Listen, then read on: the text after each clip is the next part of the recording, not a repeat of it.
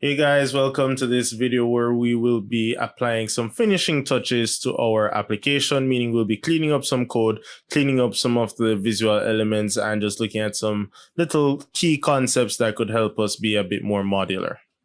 So I'll get straight into it, and the first thing that we want to do is to add more try catches to our code. We would have had some functions where we didn't put in all the try catches. So I'm just going to go into my CRUD file, my CRUD class, and you notice that some functions tried and caught exception, others didn't. And so what I'm going to do is just wrap each one inside of a try catch. So I'm going to start with get attendees. And remember that all we need is the word try.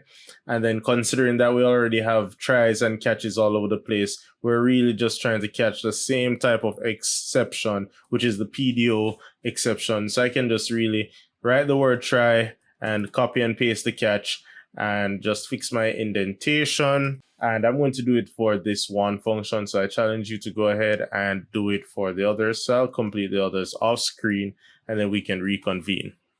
All right, so I would have completed it, and every function has that try catch. Now, some of them may return mixed results, meaning you're returning results from a query, and then in the catch, you're returning false. So the thing is, because PHP is so type insensitive rather, or loosely typed, it doesn't really matter. So if I checked if results, that would actually return a true. And if I'm returning false, then it would literally return false. So you can still kind of use the fact that it's not returning the same data type, right? But on the other side, you can actually check the variable. So if the variable has data and it's not returning anything negative, then it would be a true regardless of the content. And the function would return false either way. Now that's the first and possibly the easiest thing that we have to do. The next thing that I want us to look at is setting up success and error messages. So we can go to our success.php file, and here we would see where we were echoing a success message versus a failure message. Now what I would want to do is actually just kind of have a generic error message and a generic success message. So without being too specific, because then based on the page, you're going to have to retype this every time. And we saw that we kind of ran into a little glut and we got lazy and we just started echoing error instead of echoing actual error messages. So what I'm going to do is create an includes, a file in the includes folder. So I click on the includes folder and I'm going to call this one error.php. And I'm also just going to create another file, same time, success message. So let me qualify it as message because I already have a file called success.php. So successmessage.php.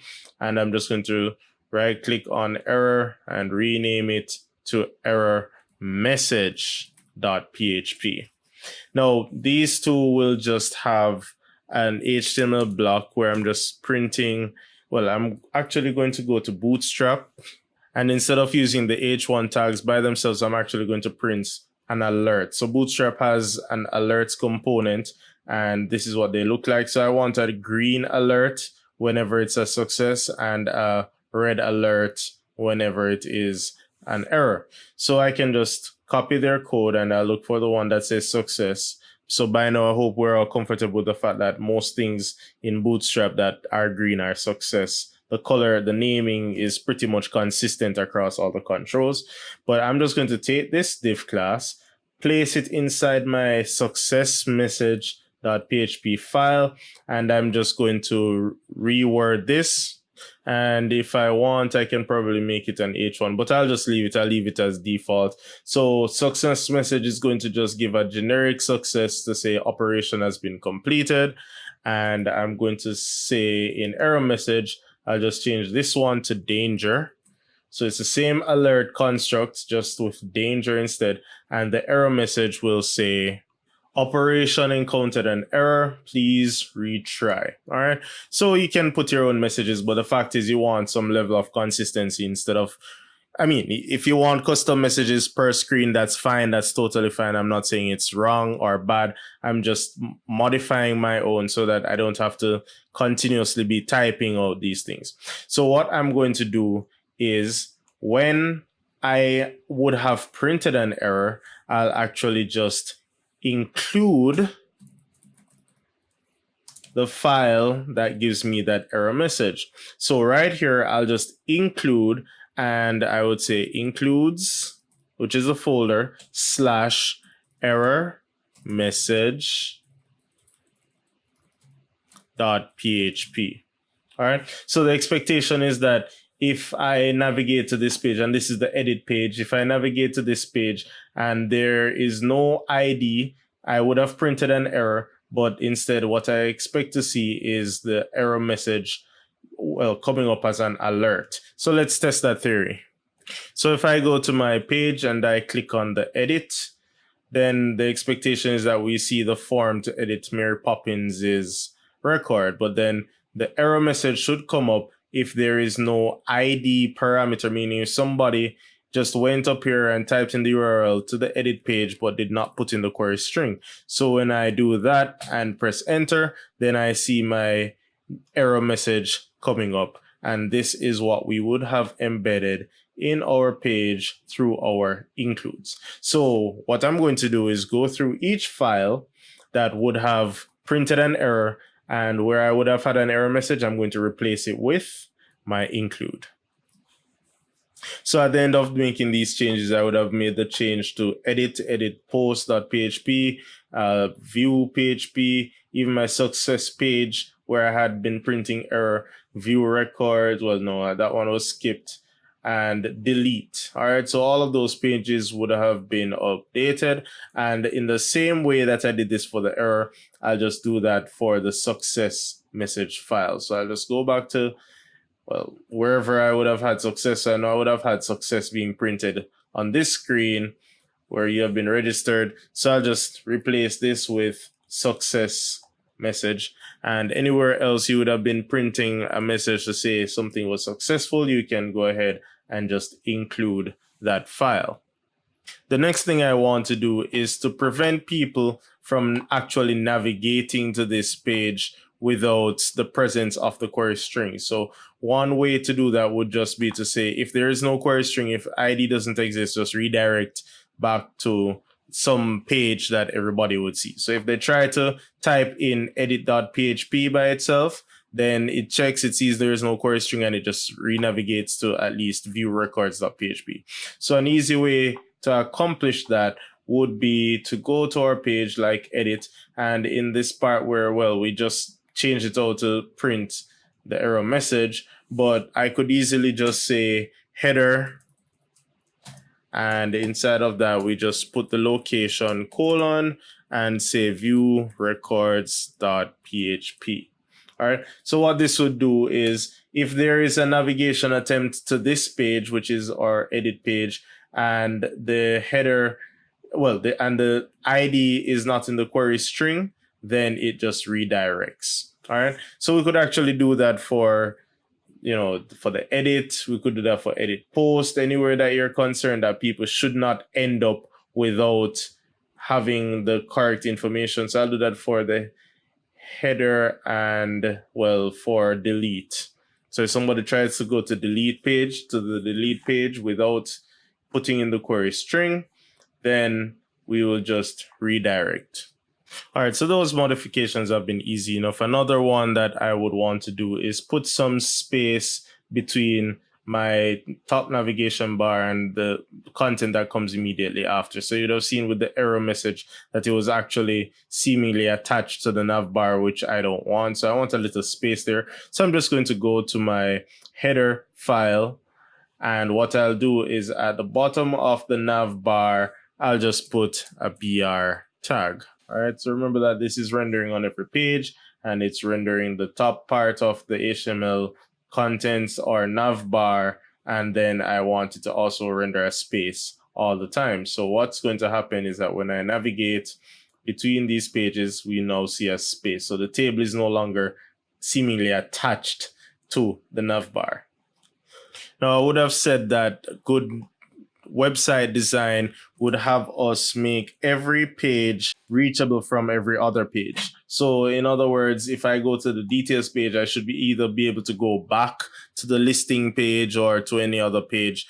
And so what I'm going to do is add buttons here that would actually allow me to head back to the list or edit this record or delete this record from this view. So I'm going to go to view.php, and then we will modify our HTML to reflect what we require. So in my view PHP page, at the end of that card, I want the 3 buttons to be printed. So I'm just going to borrow these 3 buttons here from view records. And what they are, well, one is back to list, one is edit, one is delete. So I'm just going to borrow them and make the changes accordingly. Go back to view, paste them underneath, or maybe I'll place them under the div. So we have the card, and then we have the 3 buttons asking you which direction you wish to go. So the first one, I'm going to say this one should be back to list. And I'm going to make that one BTN info. So it's a light blue, like a teal. All right. So this one would say back to list, which means that the href should be view records.php, and view records does not require any form of ID query string. And so we can remove all of that from the href, and we just have the button to go back to list. Next, we have the edit button, and everything else can remain the same, except I'm using the variable result in this page to represent any of those values. So I'm going to just change this R to result. So without changing the R, let me explain. So I'm printing an anchor tag, and the href is the edit.php, and I'm passing in the query string just like I would have done from the view records page, passing in a query string, and the value for the ID variable inside of that query string is going to be the attendee ID. Now, the reason I changed it from R to the word result is I copied the button from here, and in the view records file, R is the designated variable. However, in our view file, we see that we're using the variable result everywhere we're referencing a value. So I'm just going to make sure that I'm echoing result with the subscript attendee ID into that query string area. And then I'm going to repeat this feat for the delete button, which is right below. And so I'm echoing result attendee ID. Now, when I refresh my page, I see my 3 buttons. And if I hover, I see that this one goes back to view records, this one goes to edit, and this one prompts for a delete. And I'm just going to add a BR tag in between. So one BR tag after the div so that it's not, attached. All right, so there we go. So these are our action buttons. So if we click view, we can always go back to the list. I click view again, I can go straight to the edit. If I go back to the list, and notice our edit page doesn't have a button to go back to the list. It only has something to save changes. We may not want to save changes all the time. We probably just clicked it to see if it worked. I don't know. I want to go back to the list. So you can feel free to add that back to list button to the edit record just the same. And if we go back to view and I press delete, then it's going to prompt me and ask me if I'm sure. If I click OK, then we would have removed Mary from our database. The last thing I want to look at is form validation. Now, we didn't put much, if any, validation into our form. The only validation that would probably be there is based on the input types that we would have selected. So if I go to my index page, which is my registration form page, I did not enforce which values would be required. So I can actually, using HTML5, just write in the attribute required. And what this will do is actually force the browser to say that that field is required. So if I click submit, it will prompt me to say, please fill out this field because it is required. So I can't go further if it is not filled out. All right, so that's the easiest way to enforce some form of validation on your form. So I'm just going to make the first name and the last name required. And this one is kind of implied because a value is always going to be present inside of our select, but at least an email address. So we need at least your first name, your last name, a specialty, and an email address. We don't need your phone number. And those are the required fields for this form. So if I put required in all of these places and save and then refresh, when I try to submit, okay, first name is required. I try to submit again. Now it moves on to last name. And then I try to submit again, and email address is also required. And I'm just going to go ahead and fill in this person's data and make them a part of the system, just to make sure that we didn't break anything in our code to submit. And there it is. So operation has been completed and Mary Walters has been added.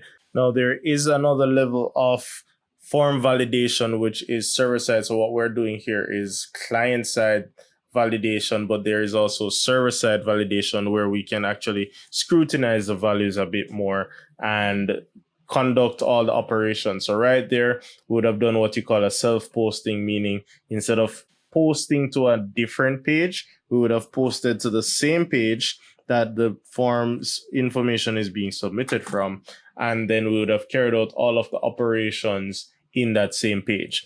However, I won't go through that for this exercise. At least right now, you should be proficient enough to build out a form and build out all of the CRUD capabilities required for this form. And you should be able to, well, do it end to end and incorporate it with Bootstrap. I hope you've had a fantastic journey up until this point. If you have any difficulties, feel free to let me know. And the next video, we will look at adding all of our work to a GitHub repository.